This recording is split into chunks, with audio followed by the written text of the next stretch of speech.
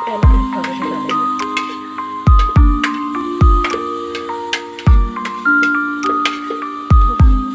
इसमें हनी डालेंगे।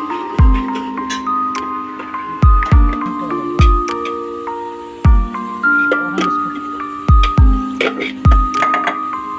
और डालते हैं।